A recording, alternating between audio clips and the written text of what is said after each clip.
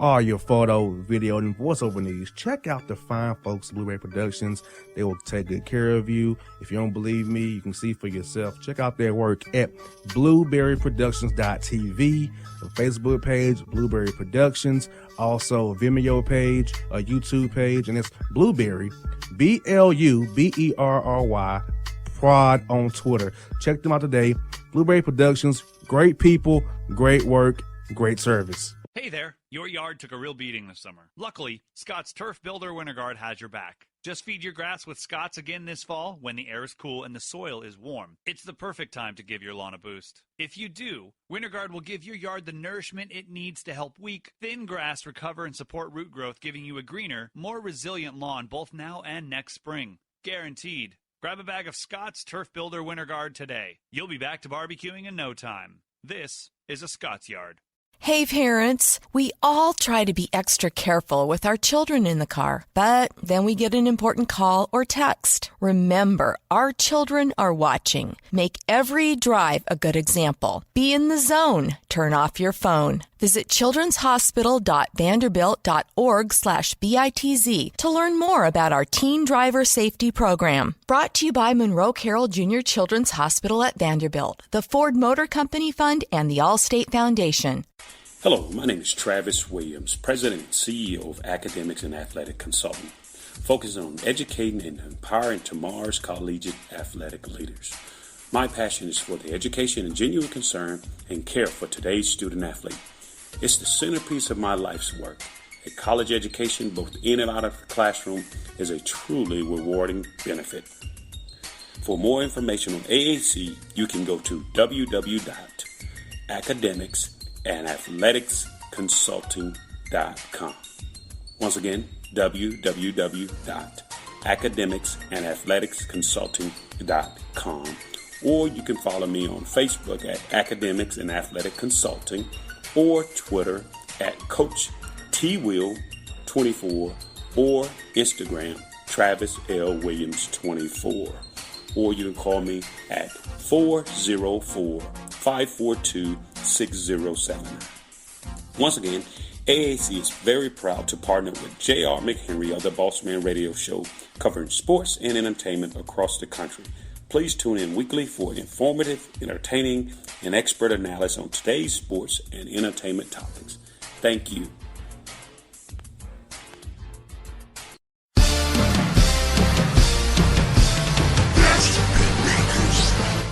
All I do is win, win, win, no matter what. Got money on my mind, I can never get enough. And every time I step up in the building, everybody hands go up. And they stay there, and they say yeah, and they stay there. Cause all I do is win, win, win. And if you going in, put your hands in. All right, folks, back here on the Bossman Show. Hill Sacred Hearts basketball coach Anthony Latina with me. Coach Latina, how are you and your family doing so far up there, man? I know it's been a rough time for us all, man. Talked about it off the air, man. But how have you and your family and your team been? You know, it's certainly been different. There's been some challenges. You know, I try to be a person of gratitude and appreciation. So I know that me and personally and my family and even our program have it better than most people. So I always try to keep that perspective in mind and come from a place of gratitude, because I am very blessed. My family is very blessed. Our program is very blessed. Our school is doing great. So those are all things that are not the case for a lot of people in this country right now. So with that being said, for me to complain, I would feel very, it wouldn't be right. So kids are doing great. I feel bad. You know, they're hopefully going back to school in like a hybrid model in the next couple of weeks. My son's going to be a senior, and my daughter is going to be, well, I could say our son, my wife and I's son, and our daughter is going to be, she's going to be a sophomore. He's going to be a senior. So they're both athletes. We're hoping that they are allowed to play, and hopefully things get better. So, but again, I try to, like you say, come from a place of gratitude, because I know I'm very blessed. So we'll get through this. And I think there's been some positive. I've been able to spend a little more time with my family than normal. Normally I'm traveling in the summer a little more. So that's been pretty cool. I think from a relationship with my children and my wife, there's been some added benefits that I think I've been very fortunate to be able to experience. But I'm excited to be talking to you from my office, though. The last couple of weeks I've been coming into the office, but there was a stretch. I was only in our office for 1 or 2 times in 4 or 5 months. Yeah, wow. So it's great to be back. Yeah, Coach. For me, I like work. Hey, the same here. For me, Coach, it's been weird to be doing Zoom interviews now, but I like it because I get to see you guys now rather than a phone. So it's kind of been that new wrinkle. It's kind of been good to see people now rather than just be on the phone. So working from home now, getting to spend time with my dad, who's turns 80 years old today. So getting to spend time with my dad. Happy birthday to your father. That's great. I hope you get to spend some time with him. Yeah, so the blessing of the pandemic is I spend time with my dad, man, because he's up in age now. Now I'm 33, but he's up in age, so getting to spend that quality time with him, I don't usually get to spend with him, so it's been great. He was doing the Atlanta Braves in the offseason from the Hawks, so now I'm doing it to spend time with Pops and enjoy him, Coach. So I'm blessed as well, man. That's awesome. That's awesome. I wish him a happy birthday. I can relate. My father's 87, so every day is a blessing, Most definitely. Now, Coach, it's funny. The NBA stopped on my birthday, March 11th. And so when everything went down, where were you and your team at? And how did you and your staff kind of map out what to do with your players after everything got canceled and everything was starting to shut down in March there around my birthday there? Well, we were actually still scheduled to play in a postseason tournament. So obviously that was a little bit of a letdown for our guys because we had a special season. But we understood, and everyone understood the situation, and this was at the time nobody knew anything. Nobody knew. Obviously this has been a serious thing, but I think at the time, there was a serious concern that people were just going to be, that as bad as it's been. I think the expectation was that it was even worse than this. Yeah. That was my sense of it, and I think that was the sense of certainly people on our team and our campus. So I don't think not playing, although disappointing, was not that big a deal. But and then we just wanted to make sure our school sent everyone home, so we wanted to make sure our guys were doing well. We were in a little bit of a transition because we had a few seniors, and then of course as college basketball works, when you have some success, there's some at our level, there's some departures, which, we were dealing with. So we were just trying to make sure that everybody was in a good place mentally, that everyone was safe and healthy, and really just try to support our guys. And then once we had to deal with some of the transfers, which we expected, which is again part of the deal at this level, we then had to come up with a game plan of, all right, we're going to have to recruit some guys. And so recruiting was a big focus of ours while my staff and I were all working remotely. So, we were able to sign a few international players through some contacts of ours that we respect and trust. And we were also able to sign a couple of players that we had seen. So, we're going to have 9 new players on our roster of 15. So, and 10 new players that didn't play last year.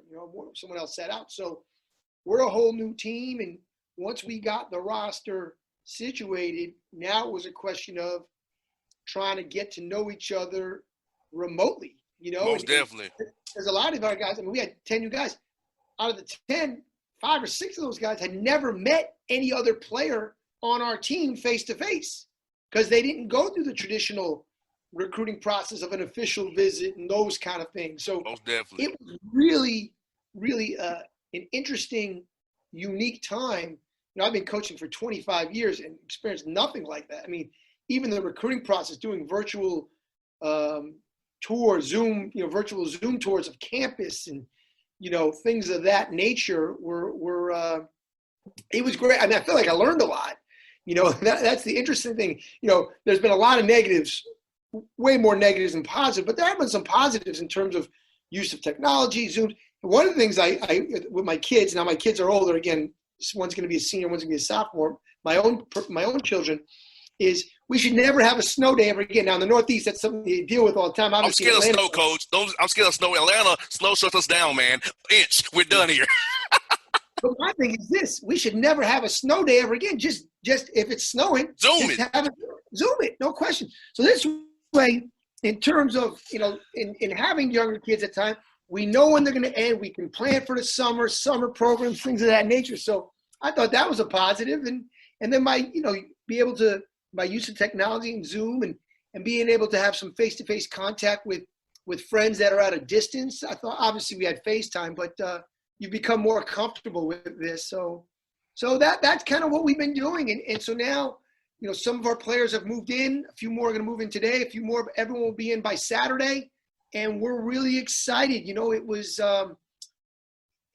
college is going to look very different. Well, everything's going to look different, but our university is a great place and we're super committed to having the students here.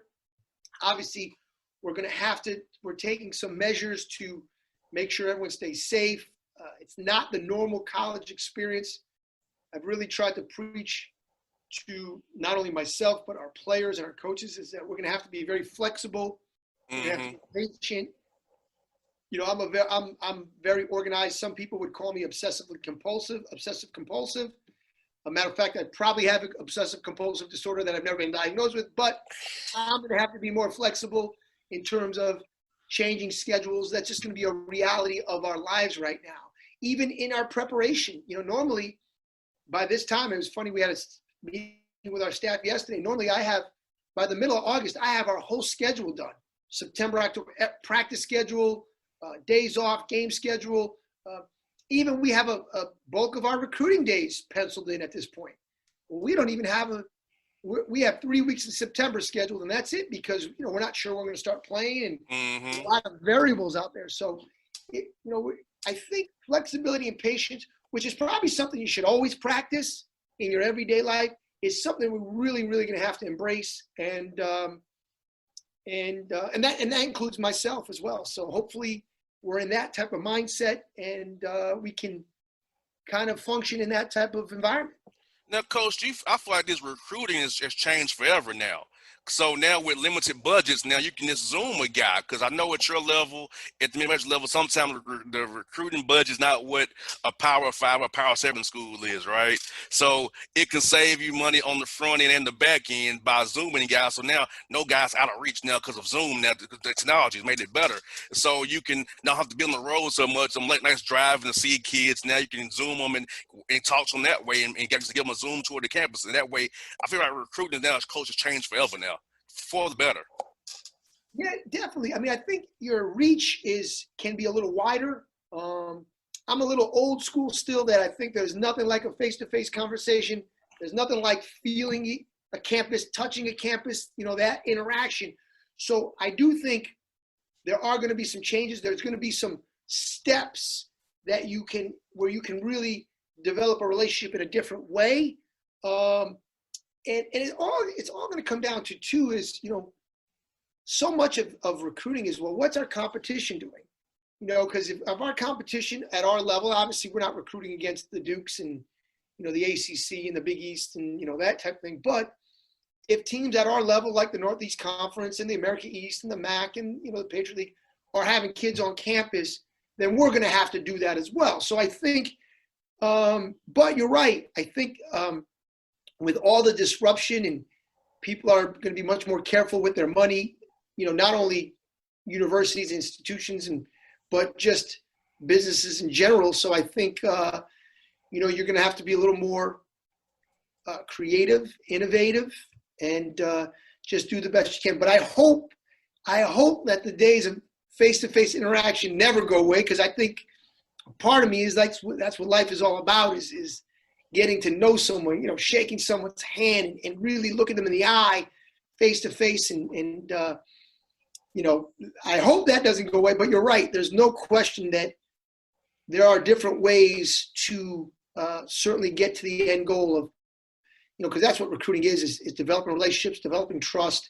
So I think there are other ways to do that now. And we'll try to utilize them the best we can and do everything we can to get, everybody's still going to try to get advantage. Recruiting is about trying to get as much. we don't want a level playing field. We want to have all the advantages as people do. So we're going to do whatever it takes to try to put ourselves in the best position to get the best players that fit what we're looking for.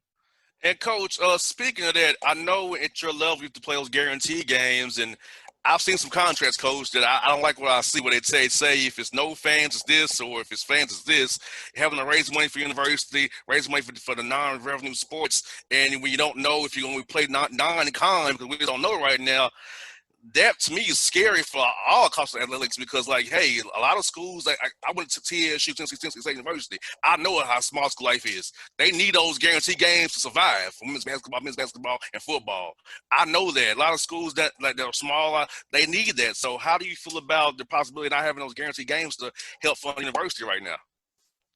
That is definitely a problem. There's no question. As a matter of fact, I was talking to our associate athletic director who's in charge of budgets, and she's the best. And we had a meeting. She said, "Where are we with guarantees?" I said, "Well, we don't know if we're going to play them, but yeah, that's a lot of revenue. Anywhere, at schools our level, it can be anywhere from $150,000 to $450,000. So I think the approach that certainly Sacred Heart University is taking, but I would say a lot is, we got to do whatever you got to do to get through this year. We know there's going to be a loss of revenue. We have a couple different contracts out there where we're only going to get 50% of the guarantee if there are no fans, which probably looks like that's going to happen in certainly first semester. But I actually think it's even going to be worse than that. I think certainly we have great leadership in men's basketball. The NCAA does. Dan Gavitt, I think, is well-respected, brilliant.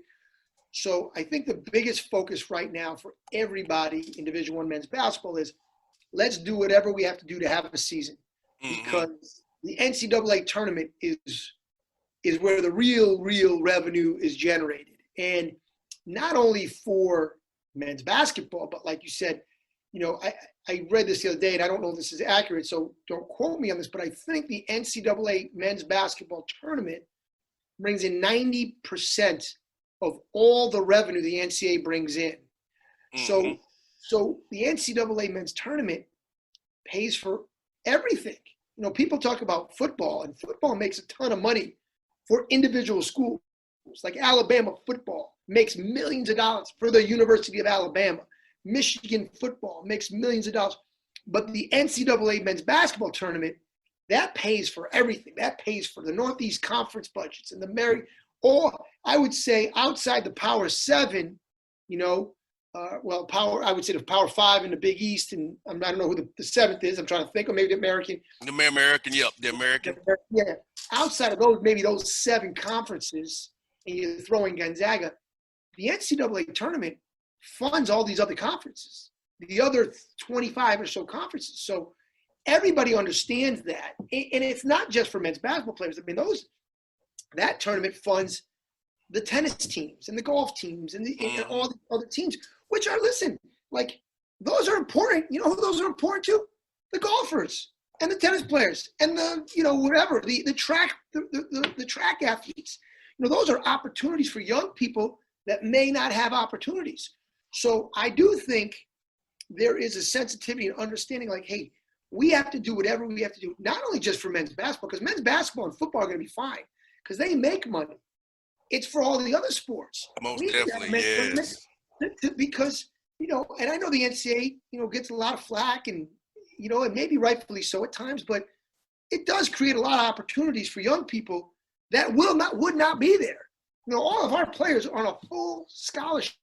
They don't pay a penny to go to school. Now, those of us that paid to go to school understand how unbelievable that is to go to school. My wife put herself through college. She had to work 3 waitressing jobs on weekends to pay for herself to go through school. So when you can go to school for free, first of all, it creates so many opportunities. I mean, it can be life-changing. So we don't want those to go away. Those are opportunities for people that might not have otherwise had one. So I think the main focus, and again, everything is important and money is important, is to let's have some type of season so we can play an NCAA tournament so that the positive things that the NCAA does can continue. You know, that doesn't mean you don't reform or you don't make changes. Of course you do, and you always try to get better. But let's not, you know, the old saying, and I don't even know where this came from, but let's not throw out the baby with the bathwater here. Let's remember, like, there's a lot of positives that come from this. Yes. But the revenue that's generated, sometimes you're like, oh, the NCAA makes all this money. All this money goes back to the schools, goes back to the conferences, which goes back to the student athletes, which is a wonderful thing. You know, it was a wonderful thing. And so our biggest focus is we're going to do whatever is necessary to try to have a season of some sort so we can have an NCAA tournament. Let's find a way to make it happen. Let's make the sacrifices that need to be made to make that happen. I think most coaches are in that, most basketball coaches are in that mindset, and then hope for the best. But again, I have the utmost confidence in not only Dan Gavitt, but also our NABC leadership, that we're going to do whatever it takes for the membership to make sure this happens and hope for the best. And again, at that point, we're going to have to be flexible. We're going to have to be super flexible. And you know, I think that's the way we got to go. And because, you know, we have no other options, you know, and I think the other thing too is, you know, we talked about what some of the positives of this is. I think all of us, myself included, not just coaches, but just in general, there's a lot of things that we take for granted that have taken for granted for so long. It's just a gift. And now we're like, wow, things can be changed. Things can change like that. Life can change like that. Boy, we had it pretty good. How many people would say, man, we would just love to get back to normal? Yes. You know, normal was pretty good for most of us. You know, I mean, and again, that doesn't mean it was perfect. And obviously, a lot of things are going on in the world that are showing that life is far from perfect. But I do think I've always, and I don't know, you know, I probably learned this from my family who kind of came over here from Italy as immigrants that didn't speak any English. And I think I've always learned to try to have gratitude for the things that you have. Come from a place of humility and know that, you know, things, you always got to fight to make things better, but always try to come from that mindset. And because things can change and there's no guarantees. And so I'm really looking forward to trying to make this the best year possible for our team, our program, try to, you know, do some positive things for our guys, have a great experience, make some positive changes. You know, always keep in mind and try to make things better, but understand that, you know, if you're here on a full basketball scholarship at Sacred Heart University, which I think is a first class, you know, institution, and these guys are going to get a first class education, you know, we got to come from a place of gratitude. So I've used that word probably 50 times in the last. No, it's a great word. A great word, Coach. A great word. You know, it was, you know, there's an old saying, if we magnified our blessings as much as we magnified our disappointments, we'd all be a lot happier and we'd all be a lot more fulfilled. And so I'm really going to try to stress that not only for myself, for my family, but my basketball family here as well. Let's magnify our blessings and let's make this work the best we can. And hopefully, you know, people a lot smarter than me can figure this out and make things a little safer from the medical side, a little safer for people in our communities, in society. And let's all try to come from that type of place. There was a great line I heard, you know, the other thing too is in this situation, I think sometimes people listen to respond to things. And I think one of the things that I've learned, and this is a line that I've heard multiple times in the last 6 months, is I think we need to start listening more to understand.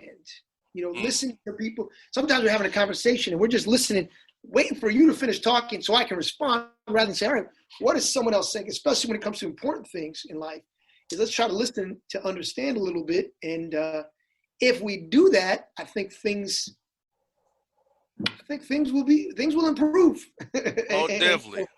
That's what we're trying to do. But I really appreciate having a chance to actually talk to you and look at you. This is a little different interview than last time.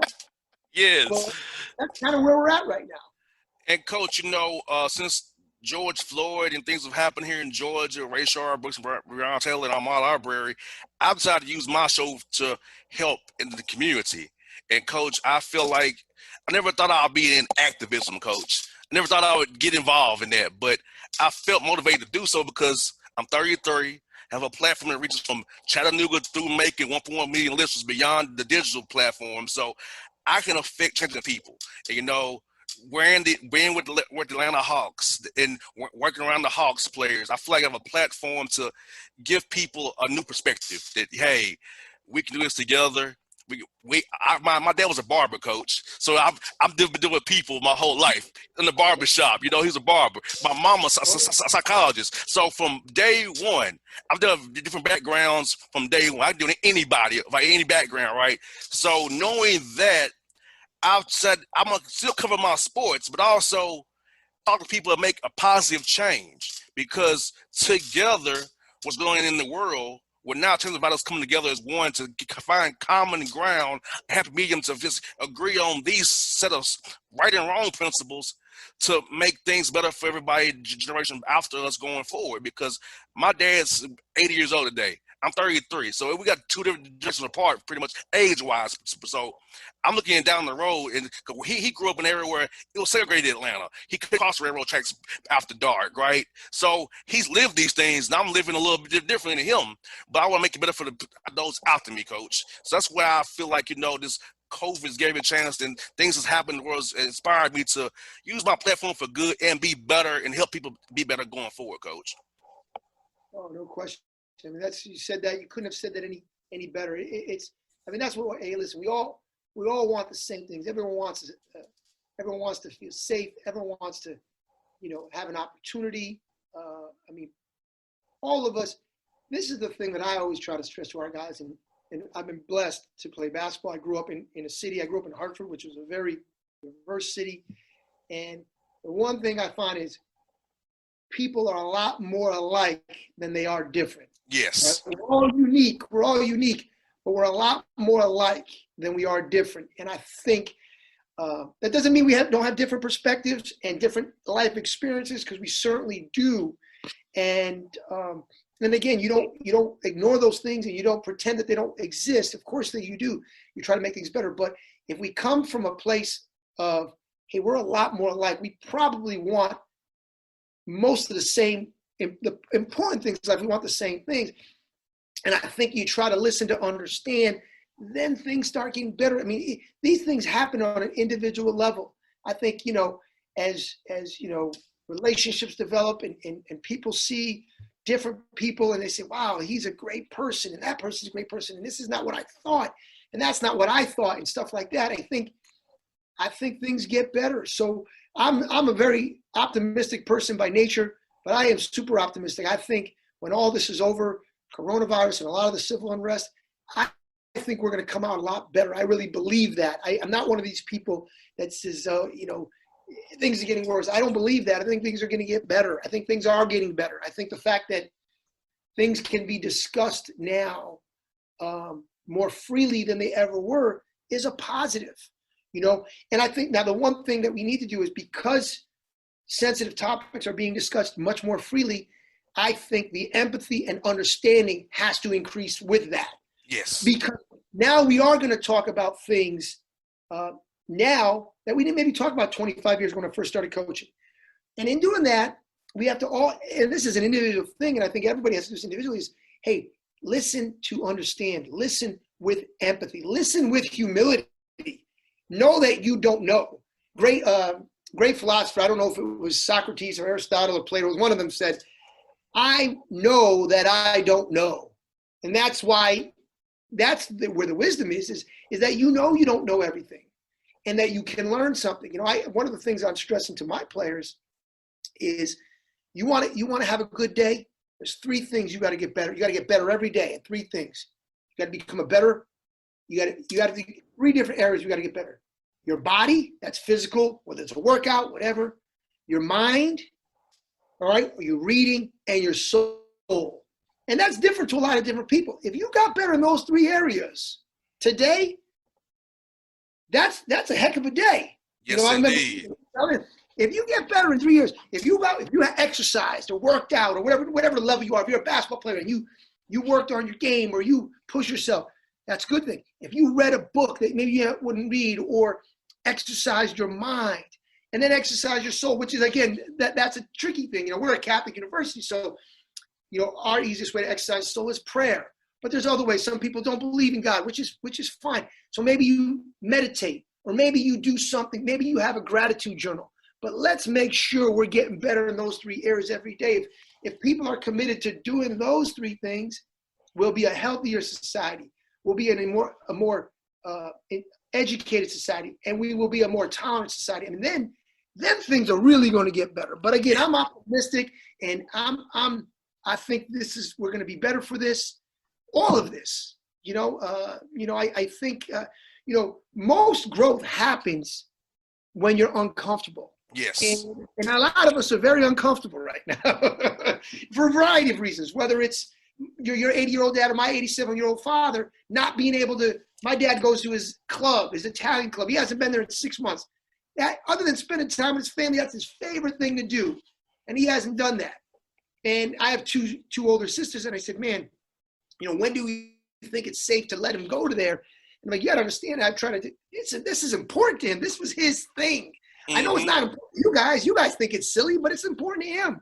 So I think that we're all making our own sacrifices in our own way, but just to understand that we're all going through things. And I think a lot of what's happening is also that because so many difficult things are happening, that people aren't struggling with that, whether it's being cooped up in the house or whether it's, you just got pushed. So I think, doing those things will help. I'm really excited about it. To have the opportunity, again, like you said, your platform, and to use whatever platform you have to try to make things better. I always say, are you making things better or are you making things worse? Because you're doing one or the other. I always tell that to our players. Are you guys making us are you making us a better team or a worse team? Are you making things better out here or worse? And if you can't say definitely better, then you got to reevaluate how you're approaching this thing here. So that's what we're going to try to do. I'm sure we'll make a lot of mistakes, all of us. But if we come from the right, I think the right intentions and the right place, and come from I think things will get better. And I really look forward to it. And I think sports is a great way because people come from so many different areas. Sports is the ultimate meritocracy. Like if you can play, you can play. If you can't play, you can't play. It don't matter. Anything else don't matter. So I think we're going to try to do what we can in our little community to make things better, and maybe that spreads to other places, and that's what we're going to try to do. But it's been a difficult situation. We've had a lot of, like I said, uncomfortable, difficult conversations. But that's the more we're comfortable being uncomfortable, the more we're going to grow. The most growth happens in those times. Yes. And Coach, for me, like I can tell a story. 1994, I didn't meet my first white kid until I was 7 years old, Coach. That was from travel baseball. So sports, talking about another race, another background I wasn't exposed to until playing travel baseball. So you're so right. Sports brings us together, because I never would have met my friends Kyle and Derek, the twins, who are still my friends today, if I hadn't played travel baseball with them, because I hadn't met any white kids until 7 years old, 94, which is wild, So you're so right. Sports is very equalizer. It can bring us all from different backgrounds for one common goal as a team, to represent the name on the front, not the name on the back, to win a game together. No question.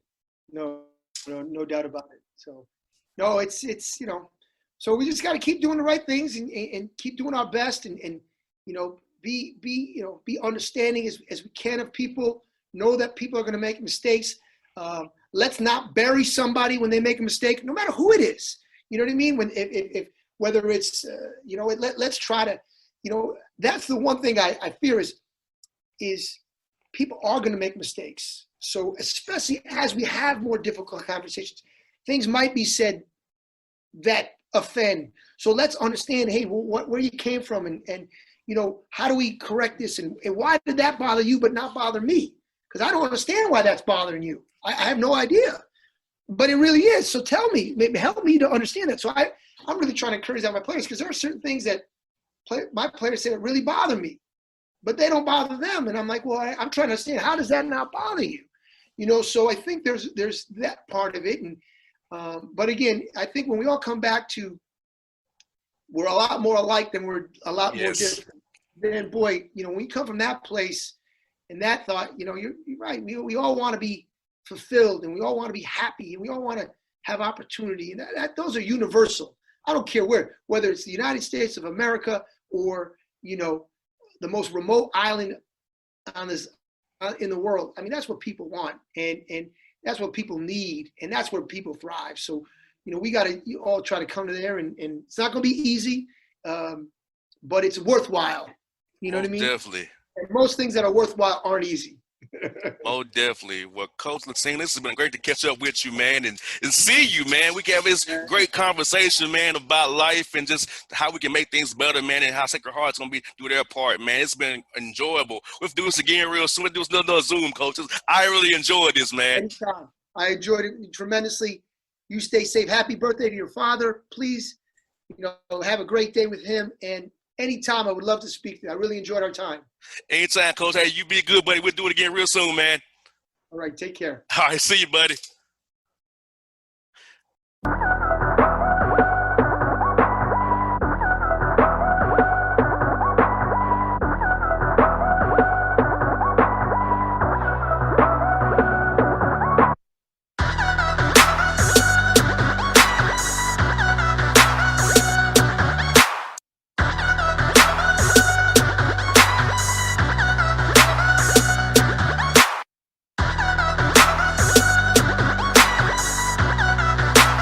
Hip hop fans, I got a great album for you. The debut album from Family Grind ENT, True Speech and 313 Fresh. We're going to give you 2 discs, 33 songs of pure, genuine hip hop. Album is available on iTunes, Amazon, Google Play, illstreetrex.com, and streaming live right now on Rhapsody, Beats Music, Spotify, Xbox Music, Slacker Radio, and SoundCloud. Check them out today. True Speech and 313 Fresh. Family Grind ENT. Believe in it. Get it. A gorgeous tan from Suntan City gives you an inner glow that relights the fire when you run into your first crush. Vicky, who was that? An old boyfriend. Lucky you just tanned at Suntan City. Lucky he's single. We're doing lunch tomorrow. Won't be single for long then. During Tour of the City, try all 5 tans, including spray tan, for just $4.99. Restrictions may apply. Click to buy now. Suntan City, let yourself shine. When you're a teen, you finally get to make some of your own decisions. Who are you going to hang out with? What do you want to be? Are you going to glance at that text while driving? Remember, a split second is all it takes for something tragic to happen. Be in the zone. Turn off your phone. Visit childrenshospital.vanderbilt.org/BITZ to learn more about our teen driver safety program. Brought to you by Monroe Carroll Jr. Children's Hospital at Vanderbilt, the Ford Motor Company Fund, and the Allstate Foundation. It's maybe the night that my dreams might let me know. All the stars are closer. All the stars are closer. Tell me what you gonna do to me. Confrontation ain't nothing new to me. You could bring a bullet, bring a sword, bring a morgue, but you can't bring the truth to me. Alexa, play Kendrick Lamar and SZA. Okay. Maybe the night that my dreams might let me know. All the stars are closer. With Amazon Music, a voice is all you need. Get tens of millions of songs. Download the Amazon Music app today. Yeah, it's your man JC, the host with the most, baby, and it goes down each and every Saturday night right here in the city of Memphis. That's right, y'all. It goes down at Clicks Sports Bar Memphis, baby. 3705 Malco Way, Memphis, Tennessee, 38125. Come out and join us, the Three Kings, each and every Saturday night for the livest karaoke in the city. Everybody gets in free till 10 p.m. Only $5 after. Great food. We got drink specials. We got all kind of games, man. We got the pool tables popping. Whatever you want, we got you, man. Come on out. Have a good time with us each and every Saturday night. That's Clicks Sports Bar, Memphis.